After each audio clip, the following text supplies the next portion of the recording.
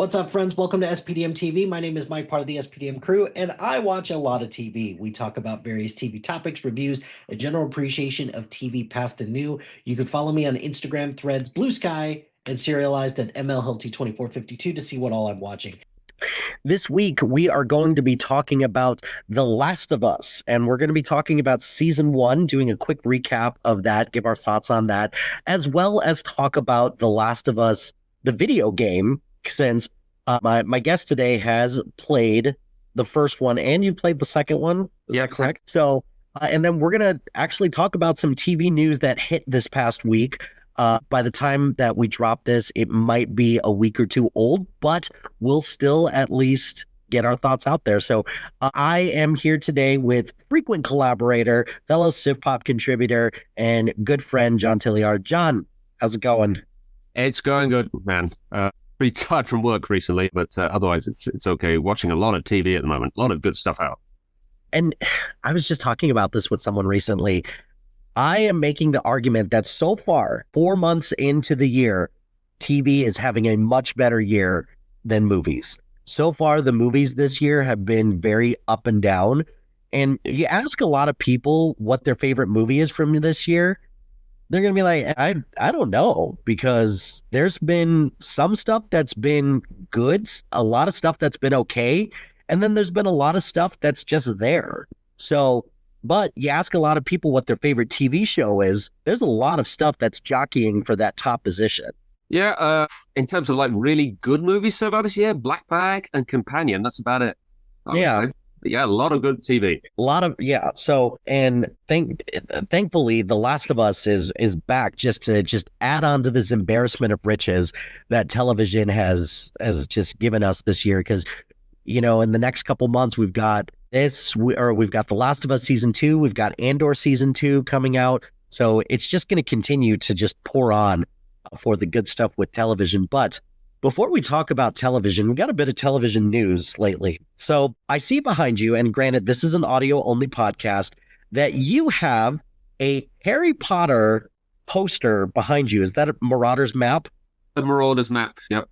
So you have a Marauders map poster behind you, which means I'm assuming you're a Harry Potter fan. Is that accurate to say? Yeah, just a little bit. Here's the thing. I was 11 when the first book came out. Okay, so I am about as exactly the right age as it's possible to be. That is the sweet spot for that, just because 11 is the first year that you can go to Hogwarts, right? Or yeah, that is Harry's age. Yeah, so for the first like 4 years of the books coming out, I was Harry's age. Yeah, so and then it got out of sync a little bit because there was a delay for the 5th book. But yeah, mad Harry Potter fan. So with that being said, HBO is rebooting the Harry Potter series, and this time in TV show form. And we got some casting news for that. So before we get into some of the casting news and kind of general thoughts, John, real question, real talk here. Are you even looking forward to a Harry Potter television series? It's not something I would have ever wanted. I prefer the books. I stick to the books, I say. But it is also an opportunity, I suppose, for them to do a more faithful adaptation of the books, maybe. There's a few things that they missed out from the movies I would be kind of interested to see. There's also a lot of stuff they missed out from the movies that I am not really interested in seeing in live action. It's works fine in the book, but I don't think it translates well to visual media. So if it's a faithful adaptation, I'm kind of interested in it, but I don't think it's anything I really wanted. I don't think. It's a tricky. I think that is kind of where everybody else is at too, is that the desire to have this is not very high. And I think a large part of it is because a lot of people hold the movies in very high regards, even though from a faithfulness standpoint to the books, there's some stuff left to be desired. And that I think from a nostalgia standpoint, I think there's a lot of loyalty to the cast. And I think that's what makes some of this stuff so jarring, is that some of the decisions that HBO is making in regards to this. And it feels more like we're milking a profitable IP to the best of our abilities, just so that we can continue to just leverage it and be relevant. And that's frustrating to me, because also HBO did not do a very good job of doing the Fantastic Beast series. I think that was a bit misguided in a lot of ways. Five movies to get to something that wasn't like a huge part of anything. And like, did you watch what did you think of the Fantastic Beasts movies? Yeah, it was an odd choice for like an expanded universe kind of thing. I was kind of excited for them when they came out because like watching the Harry Potter movies, obviously I already knew what was going to happen. So seeing something new from the Harry Potter universe, that had me excited. It's like, oh, like all the expanded universe stuff that the Star Wars universe has. I'm going to get something that for something that I'm actually a big fan of. And it was nothing really. It was just not very interesting. And to be honest, even as a hardcore Harry Potter fan, I had a hard time following some of them. Like they just add a lot of their own mythology. A lot of the magical creatures that they introduce in those movies never mentioned anywhere in existing Harry Potter lore, like anywhere. Because like Fantastic Beasts and Where to Find Them is an actual book that was published. It's not very long. It was published as a charity event, and the magical creatures that are introduced in those movies are not in the actual Fantastic Beasts book. So what are we doing? What are you doing? Yeah, because I thought some of the things that were interested. I thought I was a little interested in what America's interpretation of magic was going to be. I was kind of interested in that. I was kind of interested in a sprawling world adventure, but then you start to introduce a lot of people from the original series. Like Jude Law as Dumbledore, I thought was an inspired choice, but I'm not sure why he was even there. And the whole purpose behind it felt, was not to introduce magical creatures. It was to get us to this big duel between Dumbledore and Grindelwald. That's it. And like, did we mentioned in the first book? So I guess they figured, oh, let's actually see it. Maybe. Yeah, I guess. And that kind of falls into that thing with Star Wars. Like, do we really? There's some things within Star Wars. Like, are we sure we want to see this story? Like Rogue One, for example. I was like, okay, do I really want to see the story of how the rebellion got the plans for the Death Star? I was like, not really. But then I saw it and was like, yeah, okay, I was actually kind of interested in this. I wanted to see the duel because I thought the duel could have been interesting to see, even though I know the end result, unfortunately. But I didn't need 5 movies to build up to it to eventually get to that. 5 movies. And as much as I like Jude Law, I'm not sure he's Dumbledore, to be honest. I would never have pictured him as Dumbledore. Even a young Dumbledore, I don't think he fits. Yeah. Nothing against Jude Law. I just don't think he quite fits the role. Yeah, and that's fair. And that actually is a good segue into our casting news. So currently right now, they have cast 6 individuals for various roles. It's mainly the contingent of individuals from Hogwarts. So it's all the professors, yeah. Yeah, so the main ones that we got, and this was speculated already for a while. Now it's official that John Lithgow is going to be Dumbledore. I have lots of thoughts on that. Janet McTeer is going to be Professor McGonagall. Oh, I'm going to butcher this. Papa Isidio, I messed that up a lot, is going to be Severus Snape. Nick Frost is going to be Rubius Hagrid. Luke Fallon, one of those, is going to be Professor Quirrell. And Paul Whitehouse will be Filch. Now, let's take away Quirrell and Filch. Thanks for announcing that. And let's just focus on the first 4 that I mentioned, unless you have a big pervasive thought on the casting of Professor Quirrell and Argus Filch. I think Paul Whitehouse is a good fit for the role. He has played some sort of like grumpy and like bad-tempered characters in the past, but he's also quite known for like being a comedic actor. So I think he could add like a little bit of interesting like comedy to him. If you want like an idea of how he might play Filch, go onto YouTube and look up the old Gits sketch that he did with Harry Enfield. That might give you an idea of what kind of performance he might give. But I think he's a good choice. But no thoughts on Quirrell, really. I don't really know who that is. Okay. So we've got Dumbledore, Snape, McGonagall, and Hagrid. So I'll let you pick any one of those to start off with first. What are your thoughts? Lithgow is the one I heard about first, so I think we should start with him. So a couple things with John Lithgow that I would like to point out. One, he's not fucking British. So granted, John Lithgow is an amazing actor. And I am excited about his interpretation. But John Lithgow is also old as fuck, too. So if they want to have this Harry Potter series span a long time, they better pray to God that John Lithgow does not keel over and die at some point. I mean, Dumbledore's supposed to be old anyway, so maybe that's the thing. Sure. I would agree with that, but those are my two primary concerns right off the bat, is that John Lithgow's a little bit on the older side, and also he's American. And I cede the floor to you. What are your thoughts about the casting of John Lithgow as Dumbledore?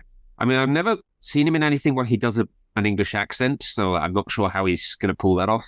But other than that, I think he's a good actor. I think his performance in Conclave is probably going to be similar to what we might see from him in this show. The one big thing for me, as a fan of the books, that I think I'm going to hold him to, let's see what you can do here, is I don't know if you remember in the Goblet of Fire when he grabs, in the movie Goblet of Fire, where he grabs Harry and he says, "Did you put your name in the Goblet of Fire?" That's a big infamous thing among fans of the books, because he does not act like that in the book. He just asks him calmly, "Did you put your name in the Goblet of Fire, Harry?" Yeah. So if he can pull that off, if he can do that scene right, he has definitely a plus in my book, although that's 4 seasons away, so we've got a while to wait to see what he can do there. But yeah, he definitely has a good distinct delivery to the things that he says. It's interesting, actually. For a long time, I knew him from Third Rock from the Sun, where he's much more eccentric, a much more comedic kind of actor, and that's not Dumbledore at all. So yeah, it's interesting now that he's become a very different kind of more serious kind of actor. But I do think if he can pull off an English accent, I think he could be pretty decent in the role. But and I don't think in his particular case he has particularly big shoes to fill with Michael Gambon or Richard Harris. I didn't actually like either of those as Dumbledore. They were okay for what they did, but they weren't how I pictured Dumbledore.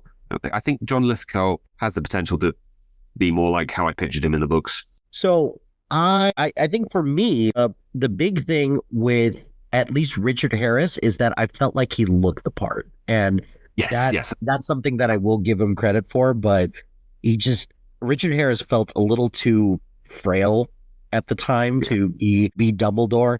Here's one thing that I will encourage you at least to check out a little bit, because I've actually never seen it, but John Lithgow in The Crown was Winston Churchill. So that could potentially give us a potential look at what that could look like, maybe. But I have not seen it. I did not know that. So that was one thing that when you said I've never seen him do an English accent, and I thought he was in The Crown, but I've actually never seen the earlier seasons of The Crown, when it was allegedly good. So I am curious to see if he can. There's no doubt in my mind, because John Lithgow feels like a classically trained actor. So I feel like he'll be fine in that.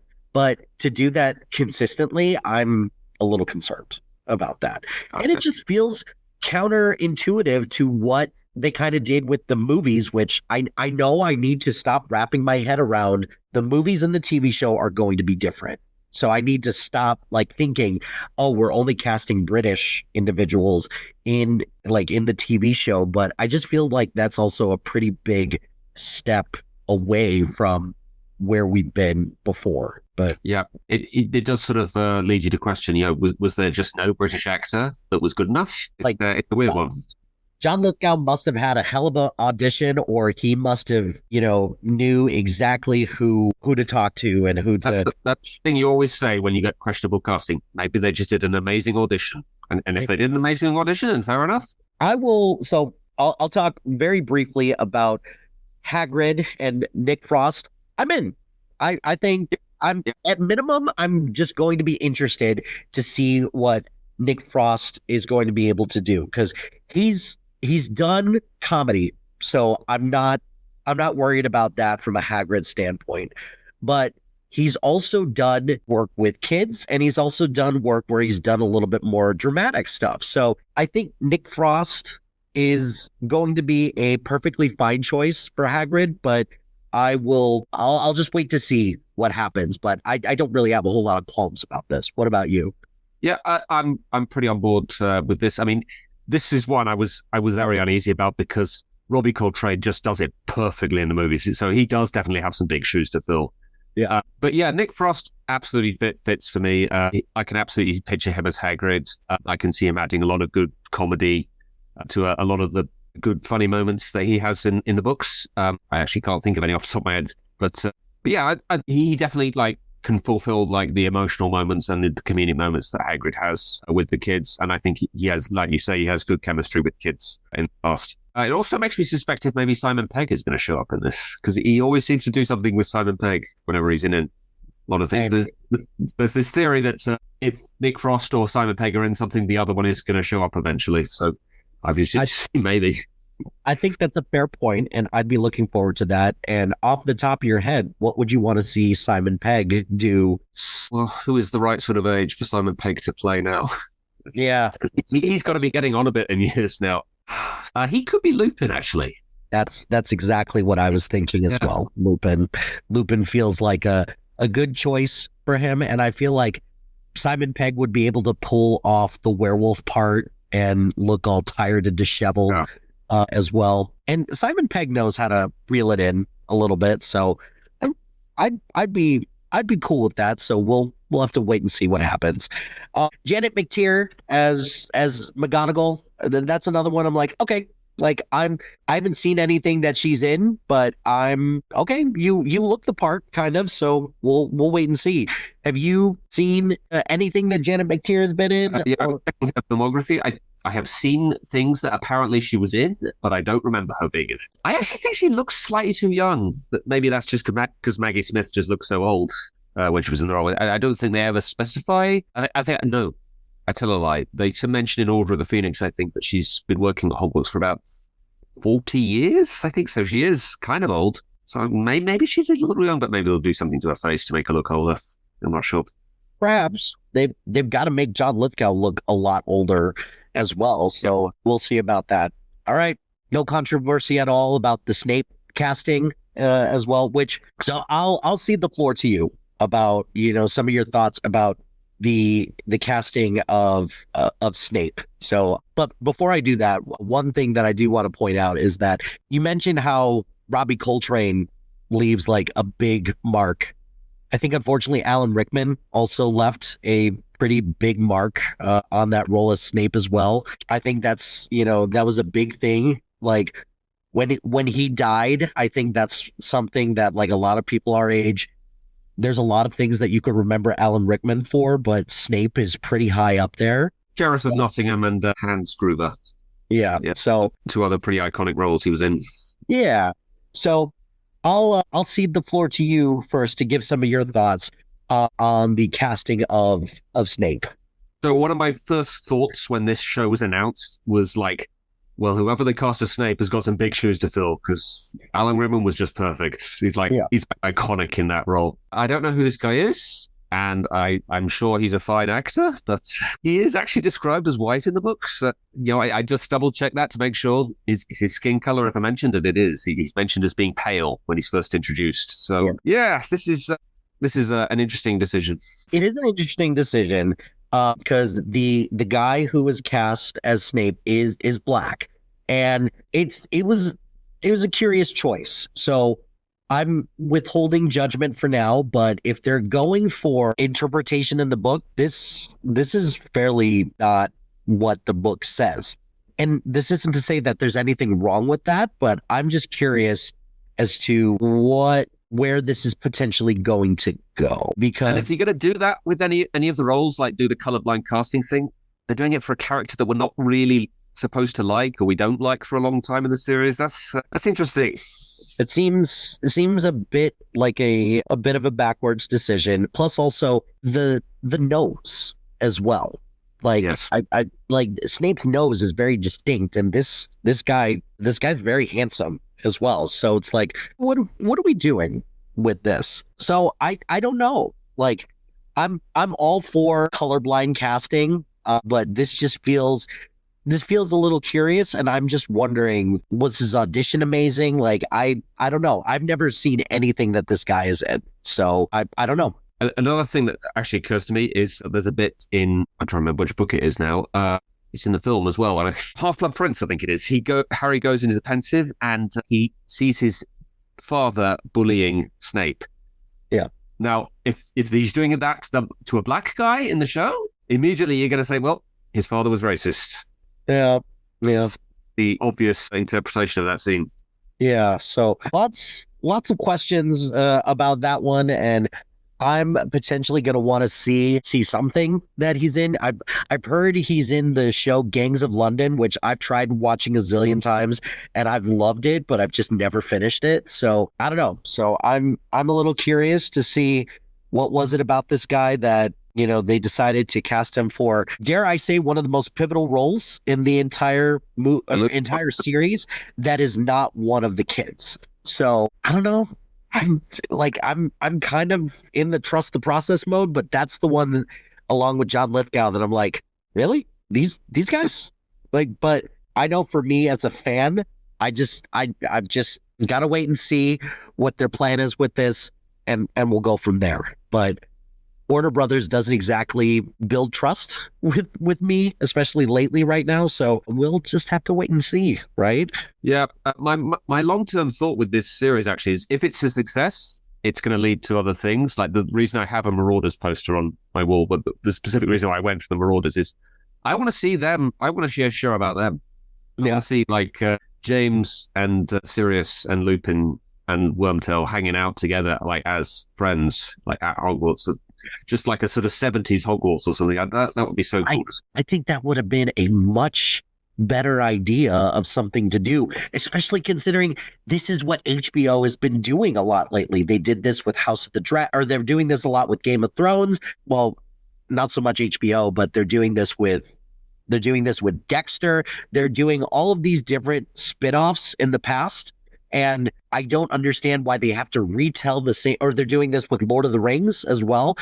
I don't understand why they have to just retread on the books when there could potentially be more story to tell, and something that we haven't seen before that could be potentially really interesting, because we got zero time. And granted, we get little snippets here and there, little times getting to know James and Lily, because by the time the first book starts, they're gone already. So I think that would have been really cool if we would have gotten more stuff like that. Yeah, and spoilers for the books. There's nothing in the books either about those two, really. So it's whatever. It is what it is, and we'll see what happens. But yeah, I figured you'd be a good person to talk to briefly about that and go from there. So do you have any other thoughts about the Harry Potter TV series or the casting before we get to The Last of Us? I sort of want there to be a scene where Hagrid has a butterbeer in the leaky cauldron and is waiting for this to all blow over. I think that would be great, and just a nice tip of the cap to, you know, Shaun of the Dead and just all of that. I think that would be great, and I think that I would love it if the Simon Penn would have a fun cameo there as well, just like give a cheers, and then you don't see him for another couple seasons. Yeah, I think that would be great. A lot of my excitement for this is also going to hinge on who they cast for those main three, Harry, Ron, and Hermione. I'm very curious to see who they're going to cast for that. And we'll go from there, because if we run into a similar situation that we do with Stranger Things, where that's another poster that you have behind you, where it is, yeah, right. You cast them super young and then you wait so many years in between some seasons because all these kids blow up and they become really busy, or at least some of them did. And then you're not going to get the, you know, necessarily age appropriateness of the way that they look. I'm going to be a little nervous about that, unless they have plans to just film all 7 seasons at once. That's which pretty much the only way it's going to work. Which feels crazy. It feels crazy to do that, but I don't know. We'll see. All right, let's get into it. Let's talk about The Last of Us. So, The Last of Us came out in 2023. Let's see. So, for those not in the know about The Last of Us, it is about a global pandemic destroys civilization because of fungus, right? Fungus? Yeah, a fungi infection or virus. So It is a real thing that exists apparently in ants. great. So comforting to know that that is potentially a possibility. So that's a bummer. But the premise of this is after a global pandemic destroys civilization, a hardened survivor takes charge of a 14-year-old girl who may be humanity's last hope. So we have in this our main two cast is Pedro Pascal as Joel Miller and Bella Ramsey as Ellie Williams. So that's our main two cast, and then we've got a lot of ancillary people as well who kind of just show up here and there for an episode. Before we get into the TV series, you played the video game before, so I'd like to get your thoughts first on the video game and what you thought. Or what kind of gave you the or what was it about the game that made you want to play it? Huh? Did I lose you? Hello? All right. So let's talk about The Last of Us, and let's talk first about your experience with the video game. So you played the game. So what was it about the game that you enjoyed, and why did you pick it up in the first place? So I was quite late to getting to the game. I'd heard a lot of people talk about it. It's like this amazing experience, like from both like a gameplay and a story perspective. And I actually sort of held up for it for a long time because it just looked like a generic third-person shooter to me. But people like kept telling me, "Oh, it's so good, it's amazing, it's like the best game ever." The other thing they kept talking about was the super realistic graphics, and I'm like, yeah, I actually don't really like super realistic graphics. It's always like takes me out of the experience. Like, you've got these super realistic graphics, and then you get shot in the head and you're fine. If you just take a health kit or something. But eventually I was like, okay, well, I've got some free time. I've got a game. I need to find something new to play, so I'll give this a go. And it became quite obvious from an early point that really what is the real USP with this game, and why everybody says it's so great, is the story. It is like a movie. The cutscenes are all shot like a movie. The dialogue feels like something out of a movie. I think they pace it like a movie as well. And the other interesting thing about it that I had not seen in a game before is the way that they incorporate a lot of the story into the gameplay. Like, you have characters like talk as you're walking around, like in Control, you've got little optional bits of dialogue sometimes. And also like the AI, like you control Joel for most of the game, but you've got Ellie following you around the whole time, and she actually will help you out fighting enemies quite a lot. So that is something else I had not seen in the game before, like this sort of co-op thing where you've got like an AI helping you out. From the gameplay perspective, there's nothing wrong with it, but it's just like your kind of like typical third-person shooter sneaking around. You've got your stealth sections, you're crafting, weapons and everything. So a lot of people do say it's like an outstanding game from a gameplay perspective. I think it's just like a decent game, but the story is really where it's at. And a lot of the time, there's lots of games out there with great stories. I'm not sure I ever really remember the stories from the game in the same way that I remembered it from The Last of Us. And also like the ending, which is the same ending as season 1 of the show. It left a lot of like ambiguity to it, a lot of like intense debate about, what was really going on with that ending.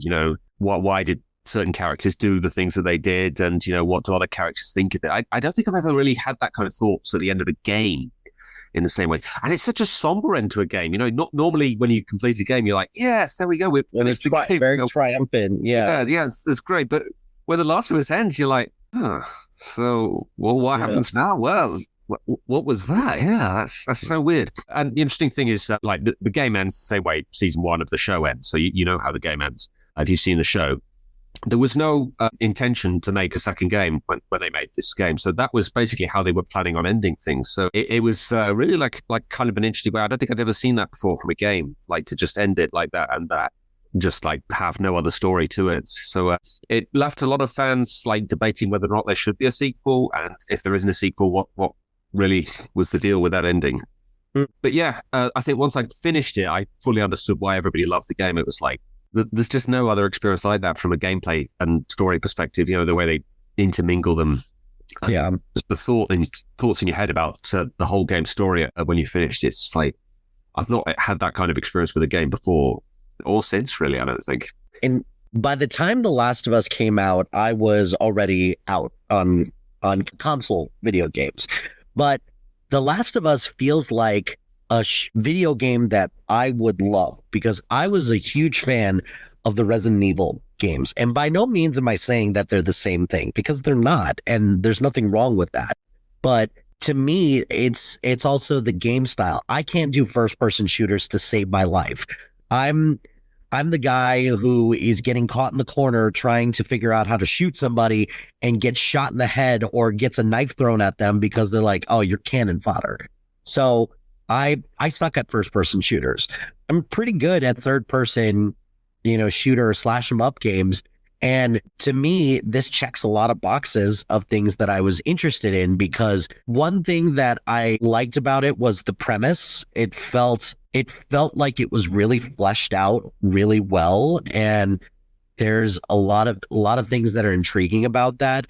And then also that these creatures, there's varying levels to these creatures. What are they called again in the game and in the... There's different types of them, but the main ones that you're probably thinking of are the clickers, where they make that sort of clicking noise as they're approaching you. That's one of the sort of iconic things about the game, is that sort of noise that they make as they're approaching. So I really like that. I think the dynamic between a grizzled older guy who it's clear he's lost a lot during this whole apocalypse scenario, and this young girl also presents like an intriguing thing. I'm a sucker for dad figure stories. So any opportunity that I get with something like that, I'm going to take full advantage of that.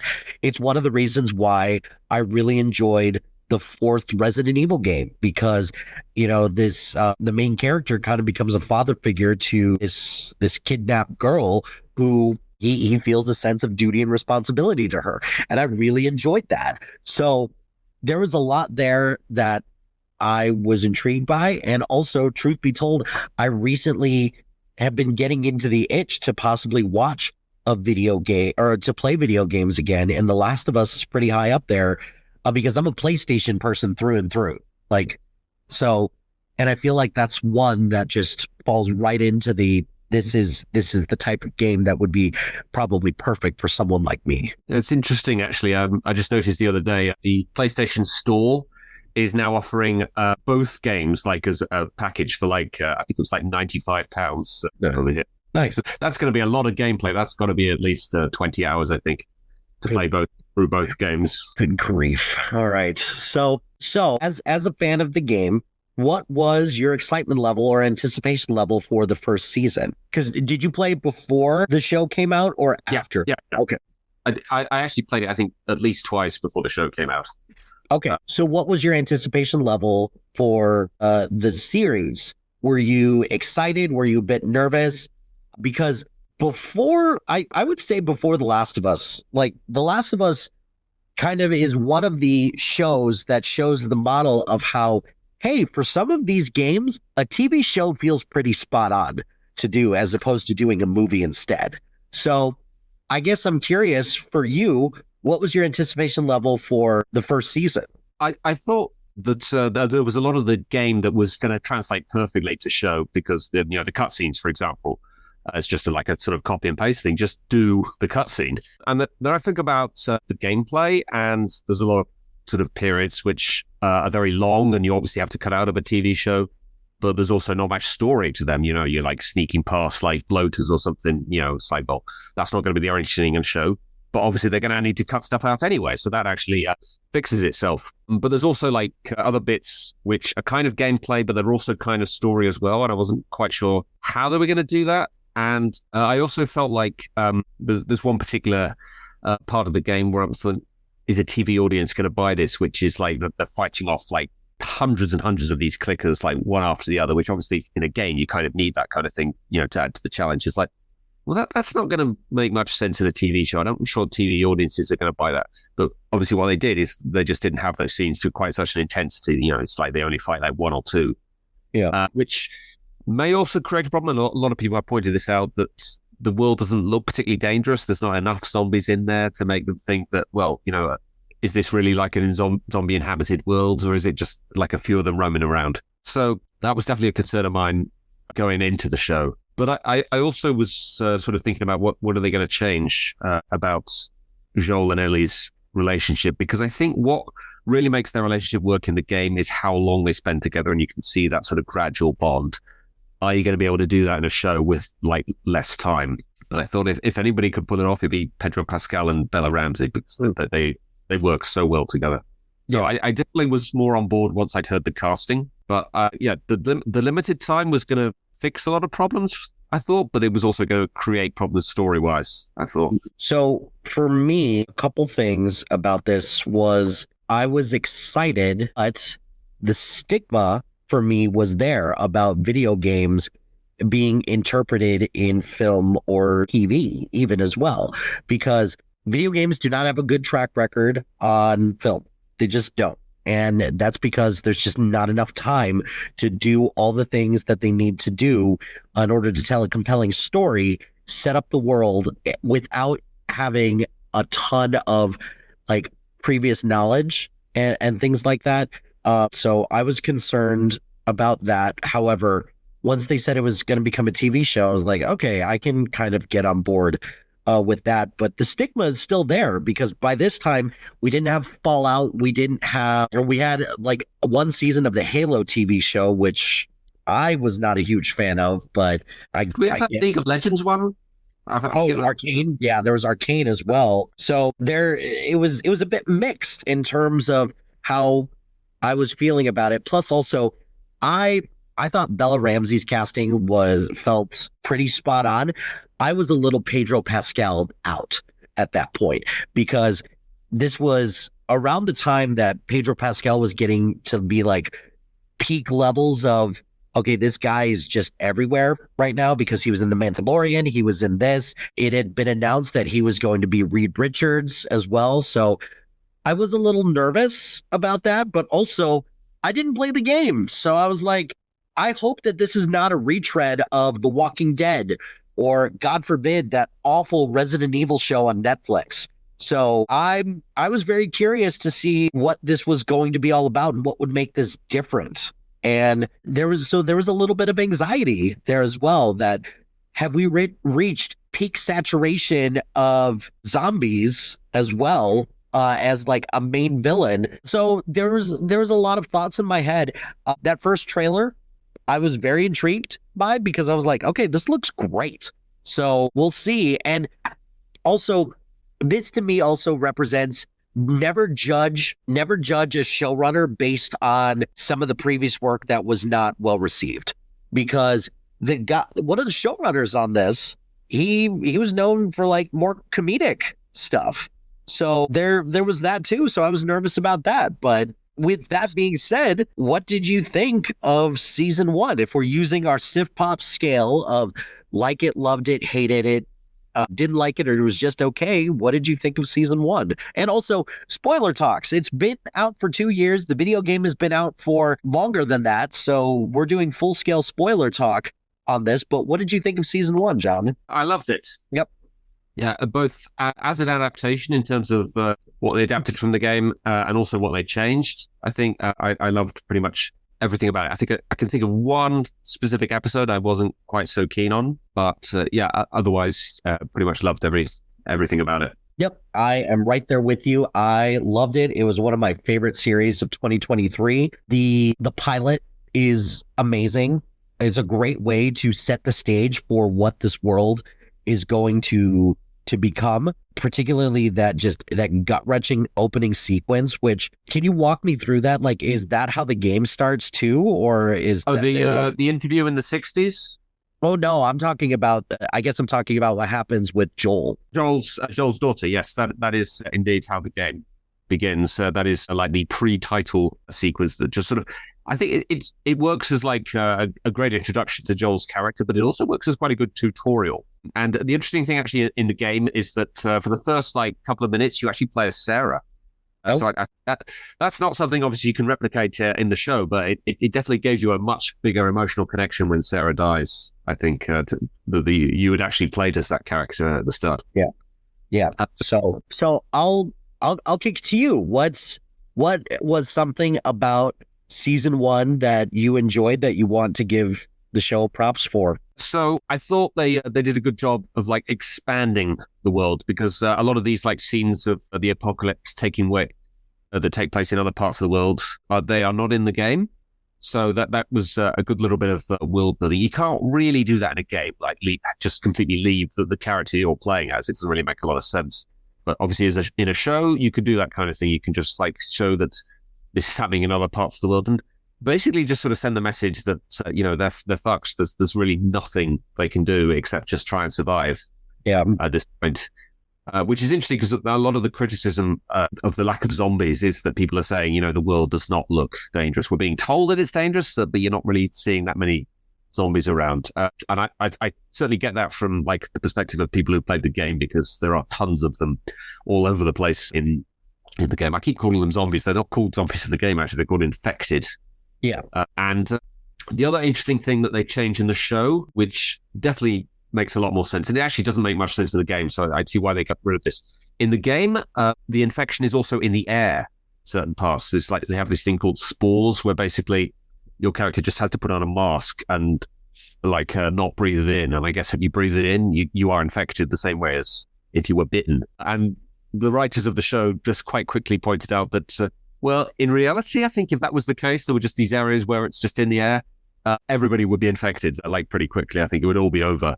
So they just got rid of that completely. It's an odd thing in the game, really, because it's not even really like a gameplay mechanic. Your character just automatically puts his mask on as soon as you enter like the infected air, and then when you exit it, he just takes it off again. There's no mask in your inventory to put it on or anything. So I what's the point? Yeah, what's the point? That the only purpose it really sort of serves is the first time that Joel puts his mask on when he's with Ellie in the game. Obviously, Ellie doesn't have to put her mask on because she's immune, and he just looks at her and thinks, God, you're just breathing this in? It just like hits him. Yeah, she really is immune. So yeah, other than that, it doesn't really serve a huge purpose. And there was something else I was going to say about it, and it's gone. Oh, I think it also like gives you more of a kind of eerie sort of feel to it, because obviously you can see it in the air. It's like sort of dirty air everywhere, and it just makes the atmosphere of the game look a bit more sort of dreary and like depressing maybe. But from a story perspective, it's kind of weird. It doesn't add any gameplay, and it really does just create the problem that if it was in the air, it'd just be over like instantly. So I'm glad they got rid of that for the show. The other big change that they make is with the character of Bill. In the game, you obviously you don't have any scenes with him where it's just him and Frank. And actually, when Joel and Ellie reach the town, Bill is still alive, and he basically just helps them out through the town. Frank is dead. You never meet Frank in the game. Yeah.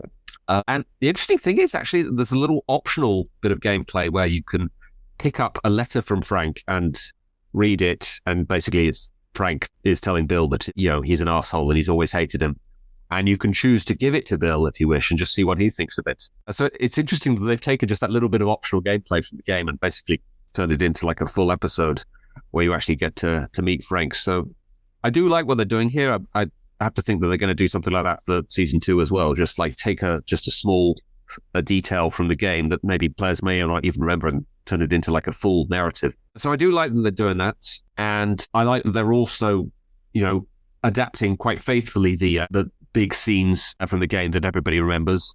The big one I think that everybody has like seen and remembers is when Joel first finds Ellie after she's run away, and Ellie's like, why don't you just admit that you've wanted to get rid of me the whole time? I know about Sarah and all that. That is almost, except for one line, word for word, what it is like in the game. And it's also shot for shot. The one line that they change, I think they actually changed for the better, because when Ellie brings up Sarah, in the game, Joel says to her, Ellie, you are stepping on some mighty thin ice here. In the show, he just says, don't, which I think is way more effective. So yeah. I do like that these changes they're making they're definitely for the better. Yeah. So as somebody who didn't play the game, some of the things that I really enjoyed about this, I thought the first encounter with the infected, I suppose, with Joel and Ellie, it gave me video game vibes, because it felt a lot like gameplay, because you're just sneaking around trying to see what you have from a weapon standpoint and trying to see how do you get through the situation without being seen. So I really liked that aspect about it.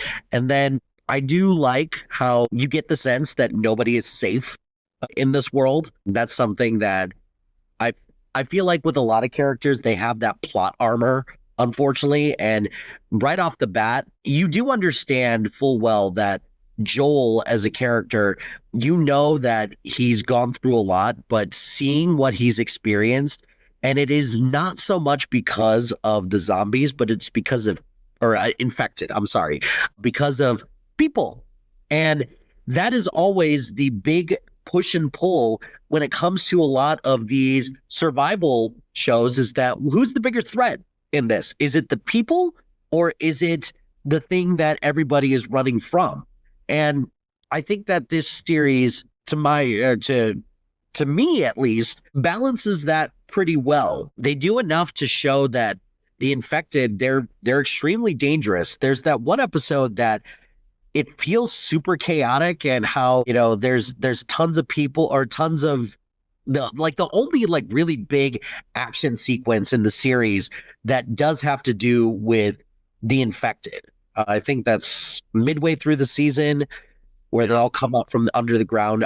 I thought that part was really cool. And I'm glad that it wasn't just that all through and through, because you're right, that doesn't really translate to film all that great, because it makes it exciting if you're playing it, but it's also not very exciting if you're just watching it. But I think they did a good job of just sticking with some of the more pivotal storylines. I'm curious, because did they do a whole lot of backstory with Ellie? Because that one episode where Ellie is with that girl, and yeah, that is a DLC in the game. Okay, it's called Left Behind. I see what they did there. So I really enjoyed that episode. I really liked it, and it gives a lot of context to what or who Ellie is, and kind of just what she's been through as well, which to me, I'm all for that, because I feel like you can't just have Joel be the main character. They both have to be the main characters. And if they're both going to be main characters, you have to have a little bit of backstory about Ellie that gives us a little bit of a sense of the things that she's been through and what's to come for her, since she is immune to all of this. So I did enjoy that a lot. I thought the chemistry between Pedro Pascal and Bella Ramsey was just off the charts, really good. And I think that was a good proof of concept for me to be like, yep, I'm in. Those two, you knew it from like the first couple episodes that these two would be great together, and I'm so happy about that. And I thought the cinematography in this was outstanding as well. It was really great. It looked like the game as well. Even better. That Bill and Frank episode got me really good. So I did like that.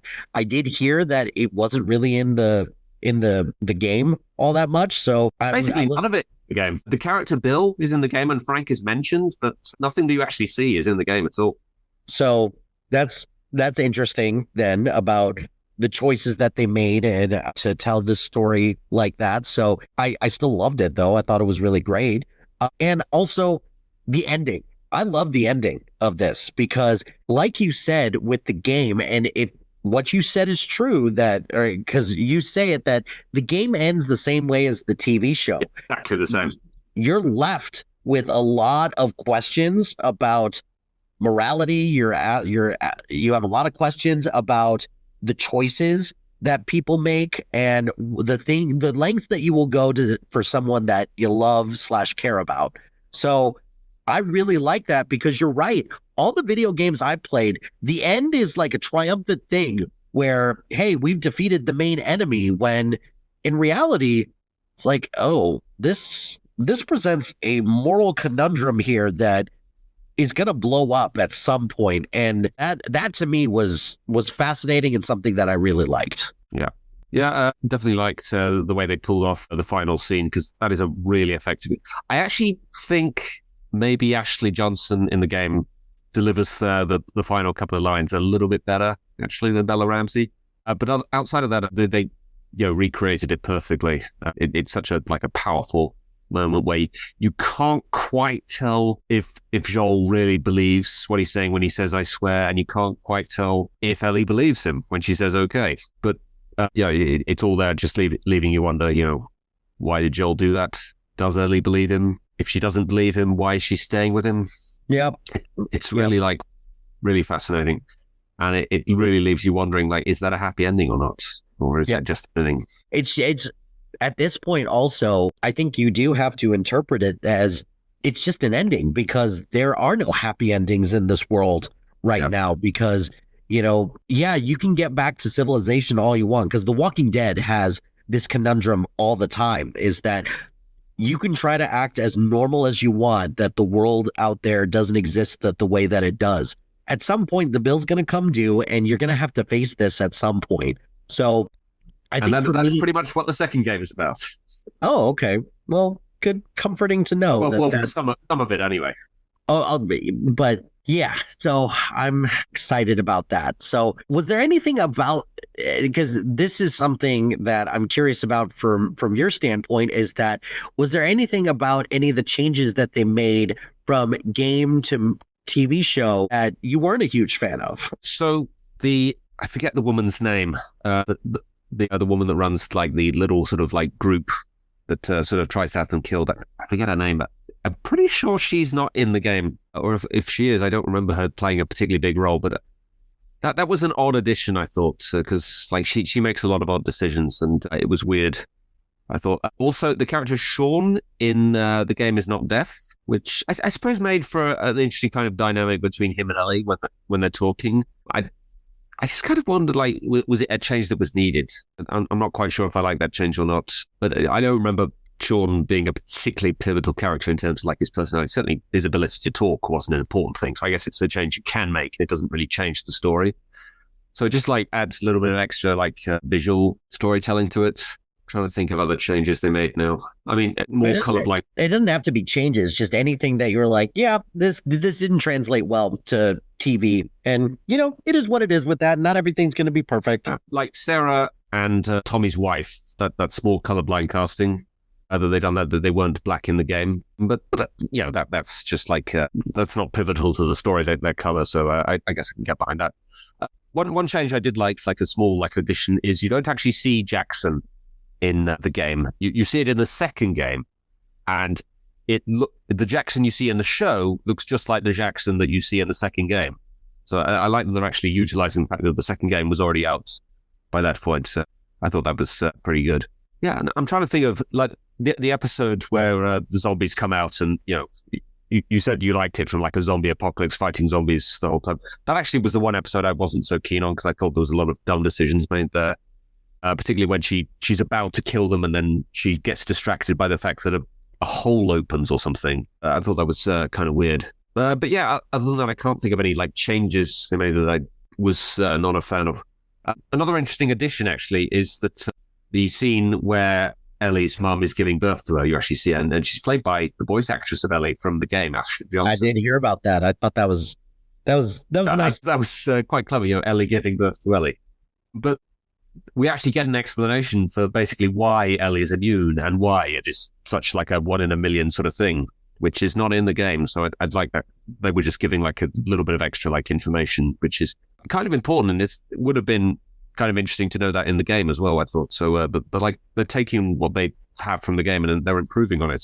I think that's really good. Oh, any other thoughts about season 1 before we talk about the start of season 2 and the game? Because that's going to be a little bit less of a spoiler talk, since even though the game has been out for a while now too, but I don't want to be spoiled too much on that.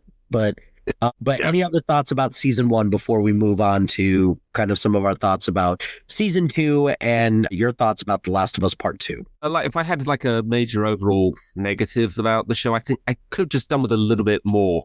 I think there's certain sections of the game that I think they could have stretched out a little bit more in the show, maybe. And like the final episode is actually the shortest episode of the whole season, and it covers like such a pivotal part of the game, with like where Ellie is emotionally, with and particularly the giraffe scene, which is like one of the most famous scenes from the game. Putting that in the same episode where it all ends as well, is a lot to squeeze into a final episode. So I think I would have liked to have seen that be 2 episodes. Actually, that's probably the only like major note, just a little bit more perhaps, which is to cover the game. I feel like that's a good problem to have as well, with that a show that you want more of it, because with with the movie, like that's a shorter amount of time to try and pack in a lot. And, I feel like we wouldn't have gotten, a good sense of what Joel and Ellie are like together in a movie, because you have to subtract pretty much that entire fourth episode out about Bill and Frank. You have to subtract a lot of these, like lesser storylines that don't specifically have to do with, getting Ellie to her final destination, right? So, because how from start to finish in the game, like, how long did it take you to play that? It's at least, I would say, 15 hours. Yeah. There's a site actually that tells you. Give me a sec, just look it up. Okay. There is actually a site that tells you on average how long it takes to beat a game. And of course, my phone decides now to play up a little bit. 14 and a half hours just to play through the main story of the first game. So yeah, it's not the longest game in the world, but it's fairly long. It's still crazy to me because the first Resident Evil game, you get a reward if you could beat the game in under 3 hours. So like, to me, like, to play a video game for that long, to me right now feels crazy, because between work, being a parent, and being pretty much like a full-time podcaster right now, it's like, how the hell am I going to fit that in? But I suppose if you enjoy the game's even longer. Yeah. If you and also for someone like me, who sometimes I get stuck in a game and I'm like, I don't know where to go from here. So because we all have those moments in a game where it's like, I have no idea what to do right now. So yeah, you got to do some backtracking. You got to, whatever. So that's crazy. 14 hours for a game. And you're like, like that doesn't feel that long. So anyways, so for season one, I just think it's a monumental achievement in terms of writing, character development. Like right now, HBO is in a bit of a delicate spot because they don't have Succession, they don't have Game of Thrones, they don't have Barry. So most of their prestige TV shows are done. The Righteous Gemstones is winding down after this season, and House of the Dragon is kind of a bit in flux right now. I mean, try and adapt a bit more of the books, guys. Maybe that's the way to go. Oof. Who would have thought, right? So right now, one could make the argument that this might be HBO's most important show right now, because The Penguin was amazing. And by all accounts, it doesn't look like they're going to do that again. So I'm just very curious to see what HBO is going to like. They've been propping this show up a lot recently as like, hey, this is going to be like our big show that is going to showcase a lot of, our talent and a bit of the grittiness that you would expect from HBO. So that's where, for me, my anticipation level and my expectations for season 2 are sky high, especially since we've been waiting. Granted, we have not been waiting as long as some other shows. Like, we've been waiting 3 years for Severance to come out, and it did not disappoint. But for this, it's been 2 years since this came out. So my anticipation levels for this was pretty high for this. And also to know that from a gameplay standpoint, correct me if I'm wrong, there's a 5-year time jump? Yes. So can you give me kind of a high level, what is because you mentioned that they didn't think that they were going to do a sequel for this, which again blows my mind in a good way that they would have the ending that they did. So what is the second game even about then? Just more of the same, or is there something else? So it is basically about, I cannot think of the word now. The key word everybody talks about with this game is the key theme, and the word has gone out of my head. Empathy, that was it.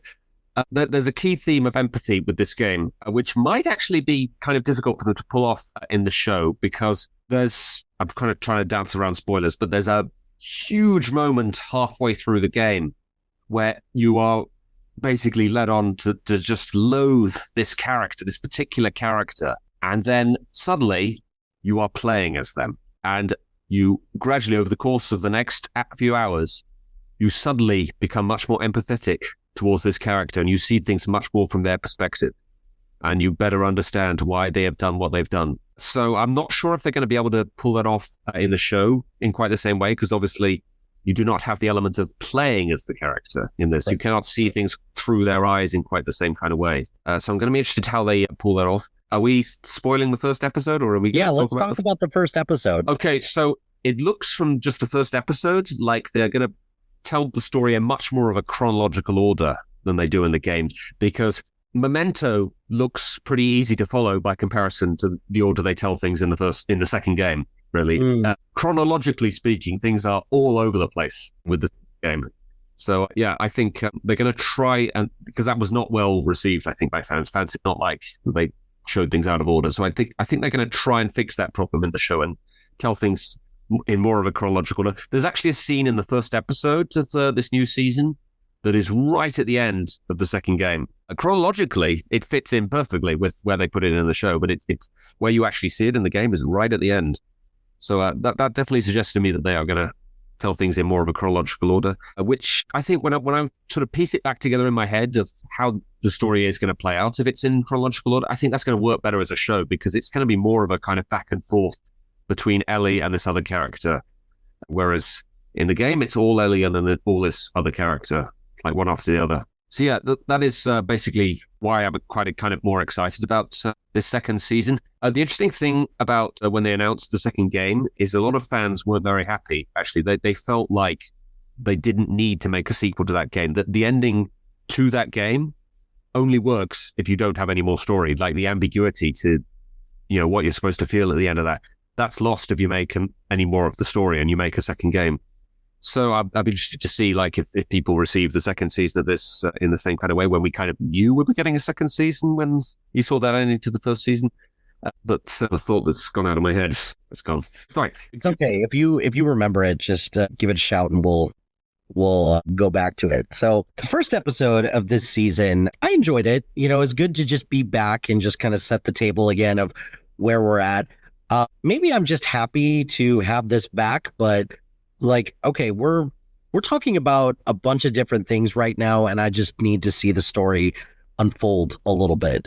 So I don't know. I don't have much to say about this because it's a first episode back, and maybe I need to go back and rewatch some of the things from season 1, but I thought the first episode was good. I enjoyed it generally. Yeah. The context you shared about there's a scene in this that's like at the end of the game. It was like, huh, okay. I'm not really sure, like, which scene is it specifically? Yeah, I think actually this game, the story to the second game might be too long for one season. So I think this might be 2 seasons. So that might be the pivotal scene where a big thing sort of happens. And there's a big that might be how they end season 2. Okay. Be that interesting. I'm not sure if, but certainly in terms of like how much story we got in the first episode, when I think about the length of the story in the game, I don't know how many episodes this season is. Have they confirmed that at all? I don't know, but I can. Let me check. Well, this season of The Last of Us is supposed to have 7 episodes. Oh, wow. So yeah, they are definitely not going to get through the story of the second game. Yeah. Just based on where they are at the end of the first episode, yeah, this is definitely going to be 2 seasons then. So yeah, I'm pretty sure I think I know what the final scene of this season is going to be in that case. Interesting.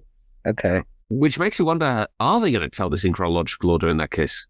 There are definitely going to be flashbacks, because there is stuff during the 5-year time gap that they fill in the gaps there with flashbacks earlier on. I assume there's going to be additional stuff that's not in the game as well. The Catherine O'Hare character is not in the game. So that's obviously going to be more stuff with her, and the little sort of backstory stuff with her husband that is not in the game either. But it looks like she's going to maybe fill a little bit of the role that was filled by Tommy in the game, from a emotional like connection with Joel sort of standpoint. So maybe Tommy's just going to be like this dumb brother kind of guy doing a lot of stupid stuff in the show. They're going to downplay it. I'm trying to think if there's anything else related to the game that I have to say. No, I can't really think of anything else I could say that wouldn't be a spoiler. Okay. I think they're going with this. Interesting. Okay.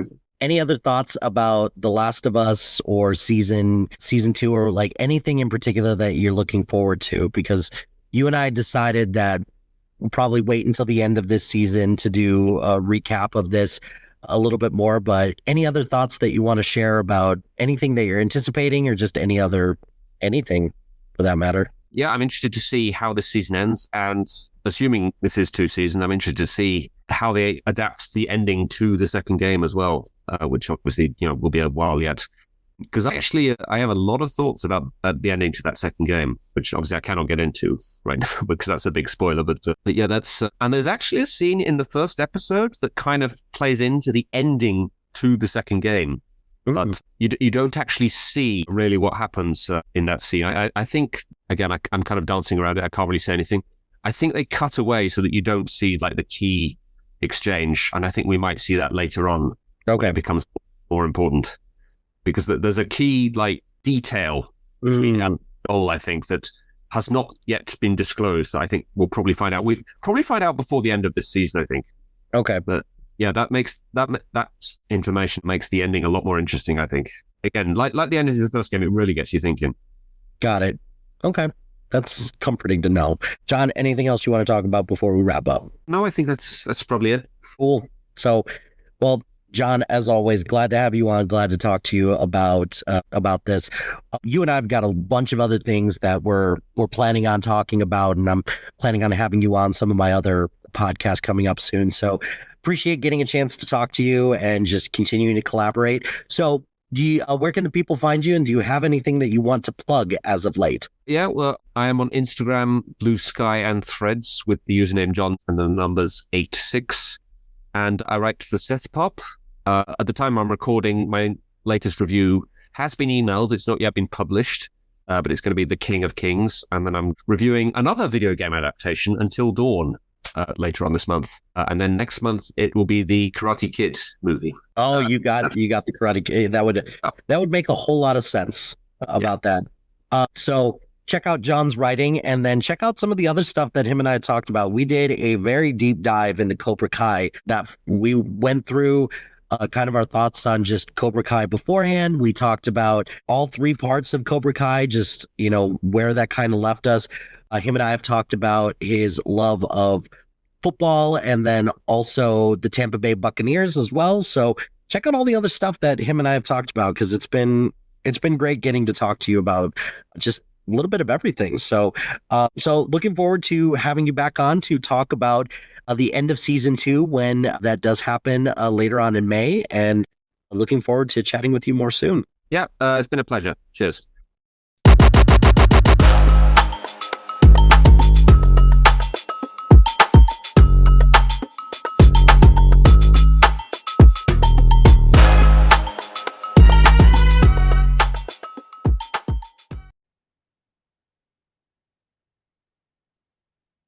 Hey everyone, it's Mike, and I figured it would probably be a good idea to do a quick addendum to our Last of Us episode, simply because so John and I had watched episode 1 of The Last of Us season 2, but this past week we had season 2 episode 2, which is called Through the Valley, and boy, talk about a trajectory changing thing for a show. Like this is going to be a quick spoiler talk, because I'm just kind of reeling from some of the implications of what this means moving forward. So quick recap of what happened in that episode. So we have Abby and her crew finally catching up to Joel, and Abby kills him. So Joel is dead. Joel is gone from the series, and it's not like he's going to be, it's not like this is a fake out. Like he's straight up dead,